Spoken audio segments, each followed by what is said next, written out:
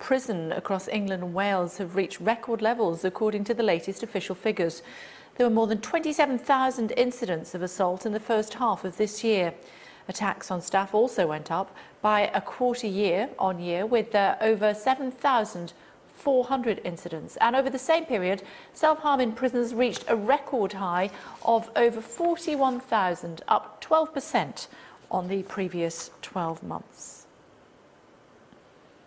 Let's bring in Shaun Attwood, a former prisoner who was at one point involved in prison riot. He joins us now from central London. Hello to you, Shaun. Thanks for joining us.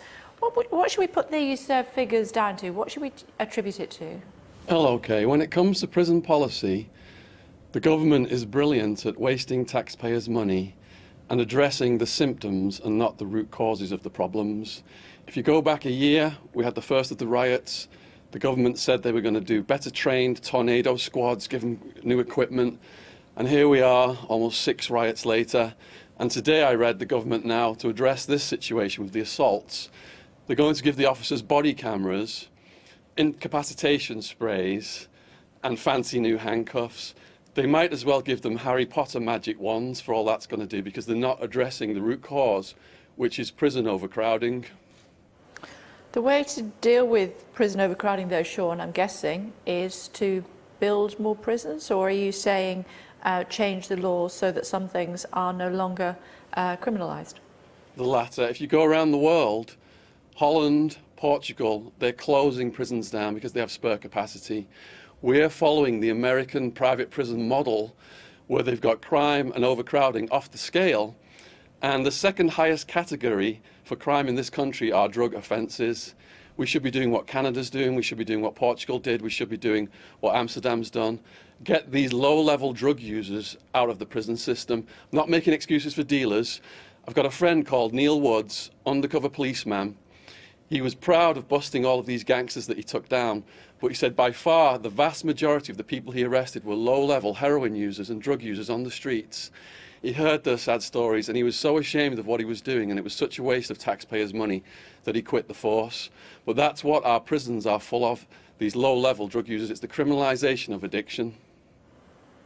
It's a slightly different argument, though, isn't it, as far as drug use is concerned, because there is a school of thought that thinks that that goes on to heavier use of drugs and then different sorts of crime as a result of that. That's a conversation potentially for another day. I suppose the other argument the government might put forward is that actually it's not these drug users that are getting caught up in the assaults, in the riots, that sort of thing. It's people who are in jail for a very long time who feel they have nothing to lose.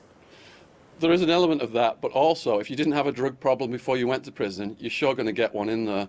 Where I was housed, 90% of the prisoners were shooting up heroin and crystal meth. 2/3 had hepatitis C from sharing dirty needles.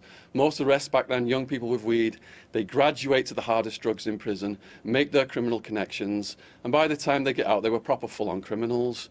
The whole prison system around the world right now is flooded with spice. I've got letters from prisoners in America, from prisoners in the UK, and spice is making these guys behave even more outrageously, and it's causing more of these assaults. Guys are flopping like fish on the floor, they're hallucinating, and they're attacking each other and the staff. OK, Shaun, it's really good to talk to you. Thanks for joining us. We'll see you again soon, hopefully. Thank you. You're welcome. Thank you. Thank you.